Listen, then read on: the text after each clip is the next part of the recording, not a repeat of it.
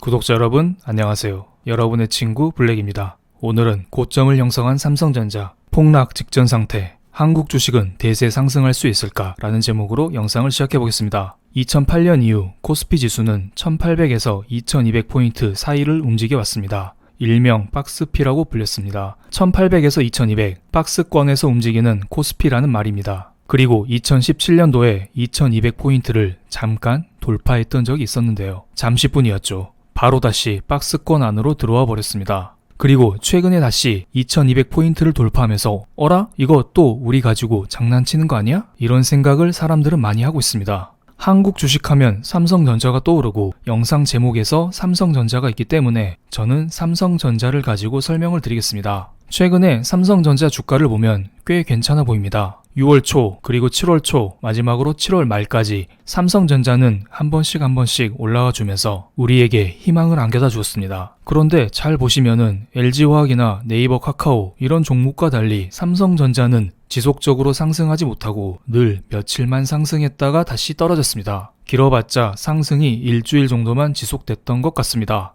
그래서 많은 개미분들이 여기 동그라미 친 자리에 물렸던 것으로 저는 기억하고 있습니다. 그런데 만약에 삼성전자의 주가가 이 상태에서 쭉 올라가 버리면 여기 물리신 분들은 행복한 물림을 겪은 셈이겠죠.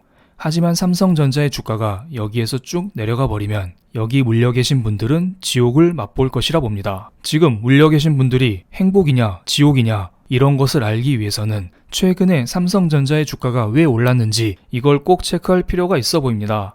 첫 번째는 미국 인텔에서 날라온 호재입니다. 최근에 인텔은 2분기 실적 발표를 했는데요. 이 자리에서 밥수환 인텔 CEO가 이런 말을 했습니다. 7나노미터 공정이 충분한 수율을 확보하지 못한 탓에 이에 기반한 중앙처리장치 제품 생산이 당초 예상보다 6개월 정도 미뤄지게 됐습니다. 자체 공정에도 계속 투자하겠지만 외부 파운드리 공정을 활용하는 방안도 함께 검토하고 있습니다. 외부 파운드리 공정, 외부 파운드리, 외부 파운드리 공정을 영위하고 있는 회사는 대만의 TSMC, 한국의 삼성전자가 대표적입니다. 이 때문에 삼성전자도 인텔 제품을 수주할 수 있다라는 기대감으로 인해서 주가의 상승이 나왔던 것입니다. 제가 인텔 사건을 잘 정리해 놓은 기사를 하나 찾았습니다. 이정훈의 마켓워치, 저문은 인텔 제국, 기로에선 삼성이라는 제목의 기사입니다. 일반적으로 반도체 기업은 제품 설계부터 생산까지 모든 영업에 관여하는 종합 반도체 기업으로 만들기를 원합니다. 그런데 이거 하기 힘듭니다. 그래서 전 세계적으로 많은 기업들이 종합 반도체 기업이 되고자 하지만 이것에 성공한 회사는 삼성전자와 인텔 뿐입니다. 물론 작은 회사도 많이 있겠죠.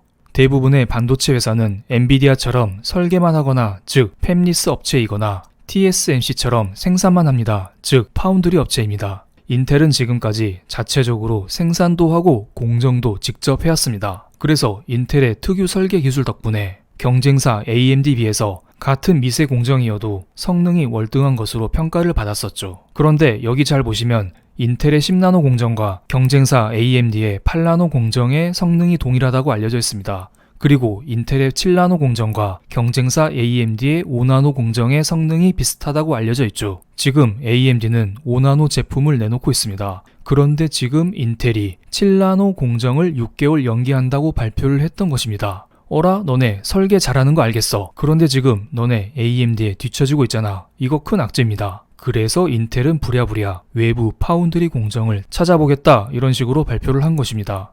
올해 2분기 기준으로 파운드리 시장 점유율 1위는 대만의 TSMC, 2위는 한국의 삼성전자입니다.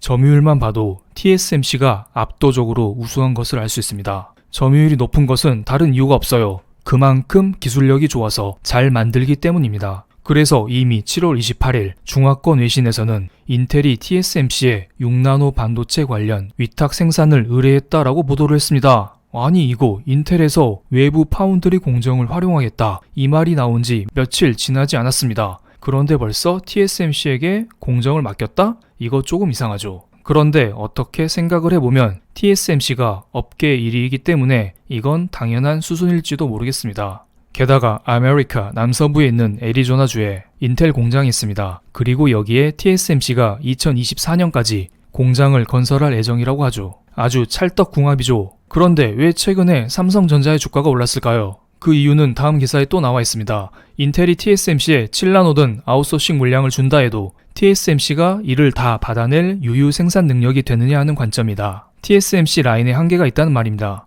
게다가 내년에 5나노 애플 칩까지 위탁 생산을 해야 된다고 합니다. 이미 라인이 풀 가동되고 있는 TSMC로서는 화웨이 물량이 빠진다 해도 인텔의 대규모 물량을 다 받아내긴 어려울 것으로 보입니다.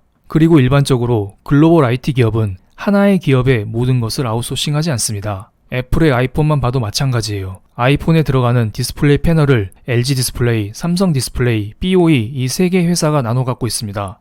애플은 아이폰 공급 상황이 어떻게 될지 모르니 고객사를 다변화시켜 놓는 것입니다. 인텔도 마찬가지입니다. 인텔이 아웃소싱 물량을 모두 TSMC에 밀어주기보다는 삼성전자에 나눠서 맡길 가능성이 높아 보입니다.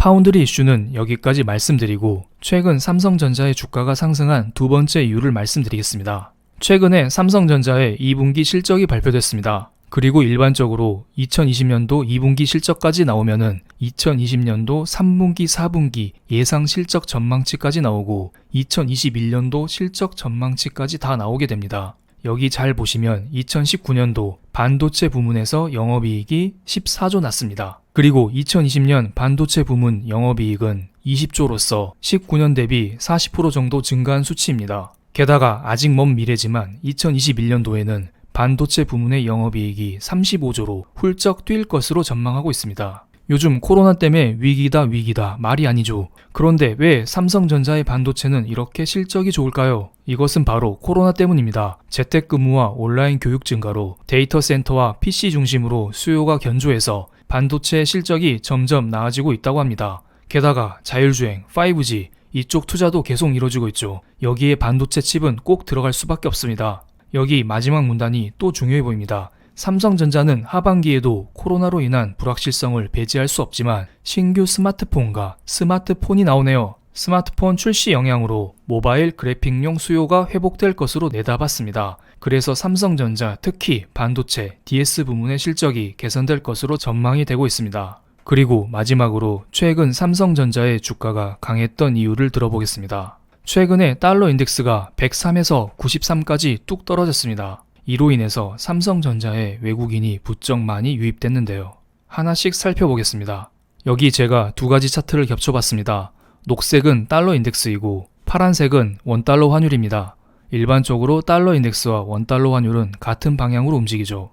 달러 인덱스와 원달러 환율이 급격하게 떨어졌었던 시기는 2017년도입니다. 이때 삼성전자의 주가는 바닥에서 2배 정도 올랐던 적이 있고요. 도대체 달러 인덱스가 떨어지고 원달러 환율이 하락했는데 왜 이렇게 삼성전자의 주가가 올라갔을까요? 일반적으로 달러의 가치가 떨어지면은 원달러 환율이 하락하게 됩니다. 원달러 환율이란 1달러로 환전할 수 있는 한국 돈 원화의 가치를 나타낸 것인데 달러의 가치가 떨어지면은 그만큼 적은 돈에 한국 돈을 주고 달러를 살 수 있기 때문에 원달러 환율이 떨어지게 되는 것입니다. 이렇게 되면은 상대적으로 원화 강세 흐름이 나타나기 때문에 외국인들은 달러를 팔고 한국 돈을 사서 한국의 주식을 매수하게 됩니다. 이렇게 되면은 한국에 상장된 회사의 주가가 올라가게 되겠죠. 그런데 여러분 잘 생각해 보세요. 여러분 미국 주식 살 때 애플, 아마존, 구글 이런 회사를 사지 어디 처음 들어본 다이아몬드백 에너지 이런 거 잘 안 삽니다. 외국인도 마찬가지예요. 미국에 상장된 한국 ETF, EWY가 있습니다. 잘 모르시는 분들은 그냥 펀드라고 보셔도 됩니다. 어쨌든 EWY ETF는 한국에 상장된 주식을 고루고루 담아두는 ETF인데 여기 잘 보시면 삼성전자의 비중이 22.6%로 압도적으로 높은 것을 알 수 있습니다. 만약 외국인이 한국 주식을 사고 싶으면은 가장 유명한 삼성전자를 살 것이고 혹시나 달러를 이용해서 뉴욕에 상장된 EWY를 구매해도 이것은 곧 삼성전자를 사는 것과 비슷한 효과를 나타나게 됩니다. 만약 여러분이 100달러어치의 EWY를 샀다면 자동적으로 22.6달러는 삼성전자에 투자되게 되어 있습니다. 참고로 지금 EWY는 이런 식의 차트를 그리고 있습니다. 이제 종합해 드리겠습니다. 최근 삼성전자의 주가 상승 이유는 세 가지를 들 수가 있습니다. 첫 번째, 인텔의 아웃소싱 이슈. 두 번째, 반도체 실적 상승. 세 번째, 달러 약세 흐름. 어떤 사람들은 이 세 가지가 일시적이라고 말을 하고 있습니다. 왜냐하면 인텔의 아웃소싱은 이미 며칠 전에 나왔습니다. 그리고 이미 한번 삼성전자의 주가가 상승을 했습니다. 그렇기 때문에 인텔빨 상승은 다 끝났다. 이런 식으로 주장을 할 수도 있겠죠. 그리고 반도체 실적 문제도 이런 식으로 태클을 걸 수가 있습니다. 2분기 반도체 실적은 이미 나왔다. 그런데도 주가가 이 모양이지 않냐. 이제는 3분기 실적 발표가 나오기 전까지 삼성전자의 주가는 지지부진할 것이다. 마지막 세 번째, 지금 최근 달러가 93까지 떨어졌다고 해서 이게 완전한 달러 약세가 아니다. 이제는 달러가 강세로 움직일 차례다. 이런 걱정을 하시는 분들이 많습니다. 이거 다 맞습니다. 저는 맞다고 봅니다. 단기적으로 보면 이러한 태클이 다 맞습니다. 하지만 장기적으로 보시면은 이러한 움직임은 앞으로 지속적으로 계속 나올 가능성이 큽니다. 인텔의 아웃소싱 이슈가 나왔으니까 실질적으로 삼성전자가 인텔의 물량을 수주할 그때에 또 호재가 발생할 수 있고, 반도체 실적은 계속 개선될 것이기 때문에 지속적으로 실적 측면에서 호재가 나올 것으로 보입니다. 마지막으로 달러 약세 역시 단기적으로 충분히 강세로 접어들 수 있습니다. 하지만 긴 호흡을 통해서 보세요. 개인적으로 저는 일시적으로 달러 강세는 언제든지 나올 수 있을 거라 봅니다. 하지만 달러 약세 흐름은 지속될 것이라 보고 있고요. 그래서 지금 삼성전자 고점에 물리신 분들은 당분간은 힘들 수가 있어요. 그래서 우리는 늘 주식을 살 때 바닥에서 사야 됩니다. 바닥에서 사는 연습을 해야 돼요. 그리고 몇몇 분들이 오르고 난 다음에 올랐네, 빠지고 나서 빠졌네, 이런 식으로 댓글을 다는데요. 저는 많은 분들에게 이러한 현상이 발생하기 이전부터 미리미리 말씀을 드려오고 있습니다. 그런데 생각해보면 제 채널은 미래를 예측하는 점쟁이 채널이 아닙니다. 그냥 저는 여러가지 사태를 공유드리고 이를 통해서 여러분이 추론할 수 있도록 도와드리는 역할을 하고 있을 뿐입니다. 그래도 대충만 들으셔도 앞으로 어떻게 흘러갈지 감이 오지 않습니까? 이것은 6월 말 게시판에 설명드렸던 내용인데, 그때 제가 이러한 말씀을 드렸죠. 지금 코로나 이야기가 너무 많이 나왔다. 그래서 꿈을 먹고 사는 바이오 인터넷 기업, 이런 회사의 주가는 조금 주춤거릴 수 있고, 우리는 앞으로 5G 반도체 같은 실적 개선이 실질적으로 보이는 이러한 섹터에 집중해야 된다, 이런 식으로 말씀을 드렸습니다. 하지만 이때 많은 분들이 이러한 섹터는 쳐다보지도 않았습니다. 왜냐고요? 주가가 바닥을 기었기 때문입니다. 그런데 이제 와서 이런 걸 말한들 뭐가 중요할까요? 우리는 앞으로 어떻게 흘러갈지 이걸 충분히 알아봐야 된다고 봅니다. 지금은 대부분 섹터의 주가가 많이 올라와 있습니다.